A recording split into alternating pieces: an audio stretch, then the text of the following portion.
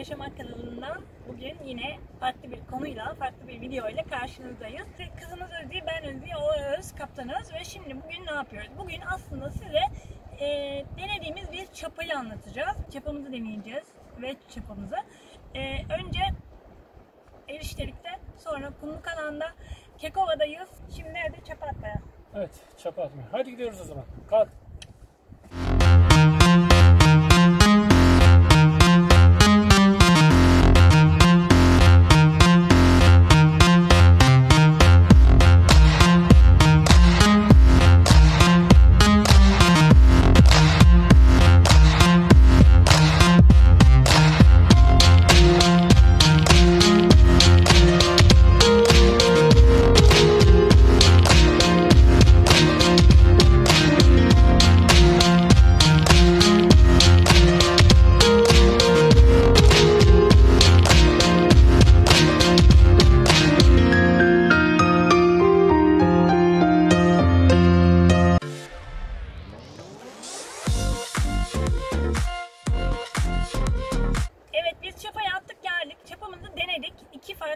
Bir tanesi Eriştelik Ufakdere koyunda, diğeri Kumlukalan Akvaryum koyunda. Akvaryum koyu muhteşem bir koy bu arada bence.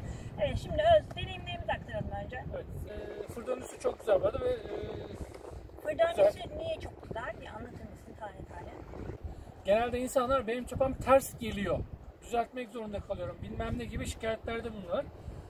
Değil mi? Dünden beri 15 defa atıp çekmişimdir denemelerde. Hiçbir zaman ters gelmedi çapa. Çapa her defasında düz bir şekilde geldi ve yuvasına oturdu. Yani güzel çalışıyor. Evet, fır döndüğü böylece beğeniyoruz. Bizden kocaman bir artı alıyorsun ya da kalp pıt pıt pıt.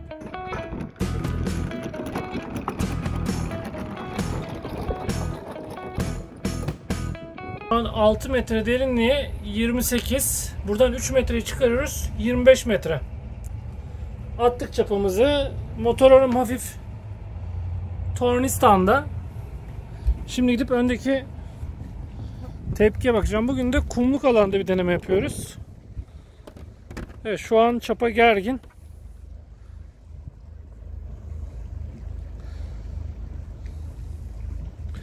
Şu an çapamız gergin ama ben bunu biraz daha yüklenerek yapacağım. Şimdi zincirimiz boşta.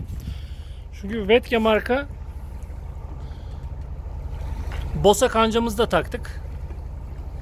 Ve şu an gördüğünüz gibi gergin bir şekilde duruyor. Şu an tornistan'da motorum.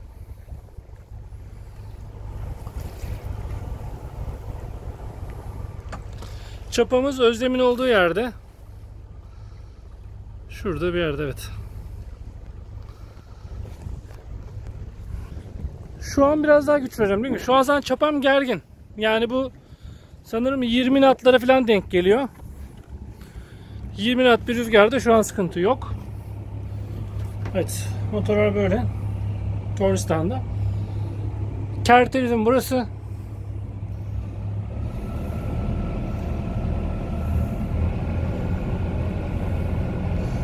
Ve çapa atan herkese tavsiyem. 2000 tornistan yapmadan, hatta 2200 tornistan yapmadan teknenizden sakın ayrılmayın. Evet, motorlar bayağı bir... Evet, maşallah şu an evet hiç yerinden kıpırdamıyor tekne. Dediğim gibi 2200 tornistan, kerterizm hala aynı. Bu dümen suyumun teknenin nasıl tornistanda güç verdiğini görüyorsunuz. Yani şu an 40-45 knotlar büyük ihtimalle. Bu da çapanın gergin hali. 2000 devirde. Çift motor bu arada. Şimdi yer değiştireceğim. Özlem'in arka tarafına geçip hiç çapayı çekmeden bakacağım çapa ne etki veriyor, ona bakacağım. Tornistanımı verdim. Ne yaptım? Tekne alargadaymış gibi. Daha demin arkam şu çizgideyken Özlem bu sefer burada. Güneş arkamda kaldı. Tekne yön değiştirdi. Geldi ve yani alargadayken çapa tekrar kuma nasıl gömüldü onu çektik. Tekrar bakıyoruz. Evet, Bosa kancamı tekrar taktım. Şu an gördüğünüz gibi arkadan giden nehir gibi tornistan yapıyorum. Yani suyun akıntısını görüyorsunuz. Çapanın gerginliği yaklaşık 35 knotlar falan şu an gibi algılanabilir. Tekrar hiç oynatmıyorum elimi. Gördüğünüz gibi hiç gram oynamıyor. Ben gayet memnunum.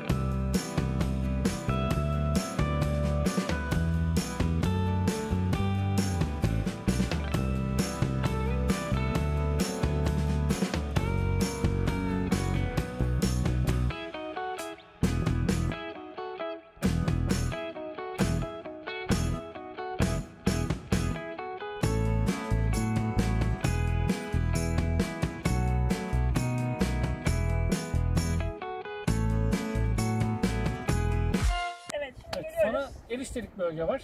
Şimdi erişte deyince hepimiz bir korkuyoruz. Çünkü neden? Korkmamız lazım. Evet, yani iki nedeni var. Bir tanesi bizim kendi can güvenliğimiz açısından da eriştelik hiç iyi bir yer değil. Yani erişte her daim çapa atmaktan, demir atmaktan çekinmeniz gereken ve mümkün mertebe demir atmamanız gereken bir yer. Ve güvenliğiniz için ikincisi... Yani onda şu da olabiliyor. Şimdi diyorsunuz ben erişteliğe çapamı attım, tuttu. Bir gündür, 2 gündür oradayım. Bakın bir gün durur, 2 gün durur eriştelik bölgede. Sonra bir 5-10 knot fazla bir sağanak rüzgar gelir. Bir anda orayı koparır. Yani 2 gündür durduğunuz yerde tarama başlar. 3-5 dakikalık fazla bir rüzgarda tekneniz taramaya başlar. Doğa açısından da. Deniz canlılığı açısından da eriştelere çapa atmayın. Çünkü balıklar ve bütün deniz canlıları daha doğrusu o bölgelerde yuvalanıyor. O yüzden mümkün mertebe erişteliklere zarar vermemek adına oralara çapa atmıyoruz. Biz şimdi denemek amaçlı attık ama normalde bunu yapmıyoruz zaten. Bu çapa daha güvenilir geldi bana. Çünkü dün denedik. Hatta tornistan falan da verdim. Özlem yukarıdan çekim yaptı çapayı. O görüntüleri de seyrettim. Teknenin tornistanda sabit kalmasını da seyrettim. Benim bir önceki çapama göre daha güzel, ben beğendim. Yani. Burada şu açık renkli alan kumluk. Burası ise eriştelik. Kekova'da Ufakdere koyundayız. Ve şimdi çapamızı deneyeceğiz. Eriştelik yerde.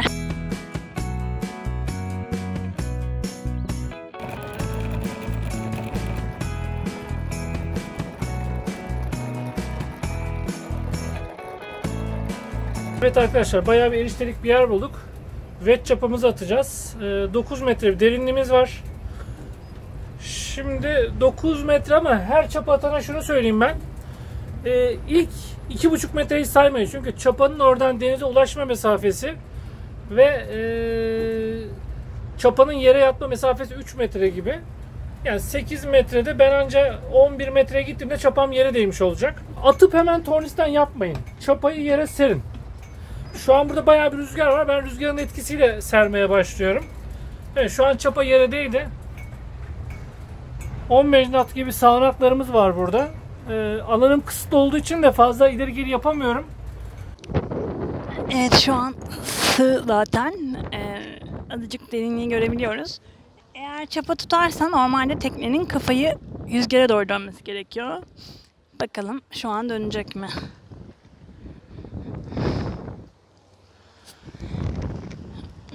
Evet, arkamız kayalık. Biraz burası dar bir alan.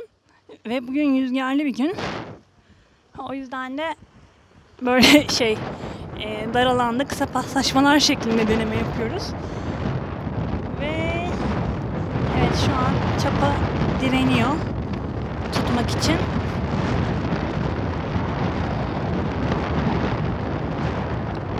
Ve görüyorsunuz bayağı zincir gerildi. Ve biz sıkışırsak diğer çapımızda başaramadığımızı şu an başardık. Ben Wet Çapa'ya ve Burak Şanal arkadaşımıza teşekkür ediyorum.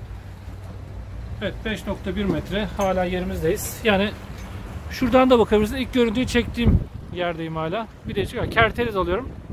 Bir de çıkıyor. Şimdi burada bir 20 dakika mola vereceğim. Bir de o şekilde deneyeceğim.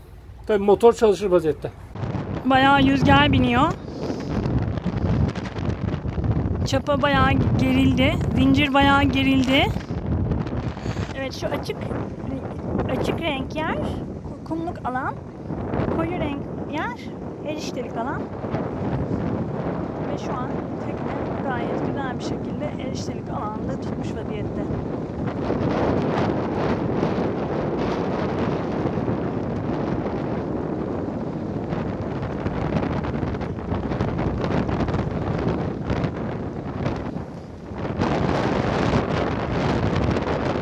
Evet. Eğer tekne rüzgara doğru dönmüşse, Çapa eğer rüzgara doğru dönüp de çapa tuttuysa ve gerildiyse, rüzgarı hep kafadan alıyorsa bilin ki çapanız o an oturmuştur yerine, sıkıntı yok. Ama eğer kafadan almayıp da yan gidiyorsanız veya 45 derece çapada bir problem olabilir. Eğer orada akıntı yoksa tabii, akıntı da önemli.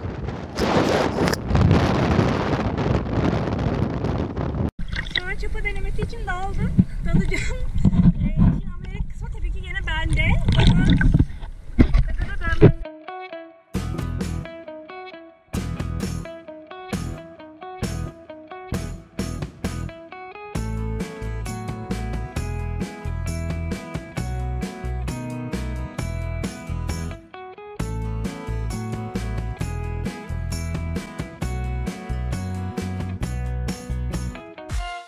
Bosa kancası tekneler için çok önemlidir. Her teknenin mutlaka bir bosa kancası olması gerekiyor. Çünkü hiç ummadığınız bir basınç, kuvvet bilmem ne ırgatınıza uygulanmasın. Evet, ırgat çekerken çok kuvvetli fakat olabildiğince yükü ırgatınızdan alın. Irgatınız boşlayabilir, içindeki dişler eskimiş olabilir. Hiç ummadığınız bir anda ırgatınız zinciri boşlar ve başınız belaya girer. Kayalıklara vurabilirsiniz. Tekne alır başını gider. 40 metre zincir atmışsınızdır. 60 metreyi daha salar. Gider bir yere vurursunuz. Siz teknede olmayabilirsiniz bu arada. O yüzden lütfen ırgatlarınıza güç bindirmeyin. İşiniz bittikten sonra ırgatla bosa kancanızı takın ve güç koç boynuzlarında olsun. Şimdi Veç'in bosa kancası geldi bize hediye olarak. Denedik çapayla beraber. Gayet iyi. Sökmek, takmak, yani takmak ve çıkartmak diyeyim daha doğrusu. Çok basit. Evet, Veç marka bosa kancamızdan bahsediyoruz. Şimdi bosa kancamız takılı, zincirimizi attık. Şu an ağırlık bosa kancasında. Yani yük burada. Şu an gördüğünüz gibi zincirinde hiçbir yük yok.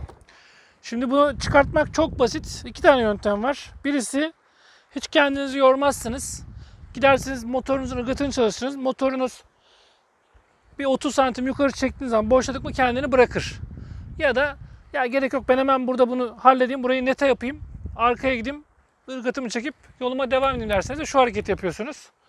Bosa kancası orada. Bunu böyle çekiyorsun. Ve gördüğünüz gibi bosa kancamız elimizde. Bunu nete ediyoruz uygun bir yere. Sonra çapamızı çekiyoruz. Geldik, çapamızı attık. Bosa kancamızı takacağız. Aynı şekilde kancamızı. Evet, bosa kancamız zincirin üstünden olacak şekilde. Alıyoruz. Takıyoruz şu şekilde. Ve yavaş yavaş zincirimizi bırakıyoruz. Evet, yine gördüğünüz gibi zincirden yük gitti. Tamamen bosa kancasında. Olay budur. Kendinize iyi bakın. Tekne demirdeyken teknenizin demiri, çapası çok önemli. Ona güvenin, onu sevin. Ardından tabii ki zinciri, ardından tabii ki ırgatı, tabii ki bosa kancası derken teknemize kadar varıyoruz. Teknemizin her şeyini sevelim, koruyalım, bakalım. Biz Veç çapayı tercih ettik. Onlar da bizi tercih etti. Veç çapa bizden kullanım deneyimlerimiz sonucu kocaman bir artı aldı ve kalp bizimlesin Veç çapa. Biz de sizinleyiz. Kapamadan önce tabii ki ne diyoruz? Teknenizin altından denizin suyu. Teninizden de tuzu eksik olmasın. Ve çak, doğru söyledik gene. Ben hep doğru söylüyorum. Bir başka türlü yaşamak videosunda görüşmek dileğiyle. Evet. Dünyayı bizle dolaşacak. Veç çapımıza da Hoş geldin diyoruz. Evet, bizim bir hayalimiz var biliyorsun. Hedef. Umarım bu hayalimiz, hedefimiz gerçek olur. Büyük konuşmuyoruz. Çıkmayı planlıyoruz diyelim. Nisan başında kısmetse çıkıyoruz. Hoşçakalın. Ups, bizi takip etmeyi ve yorum yapmayı unutmayın. Sevgiler.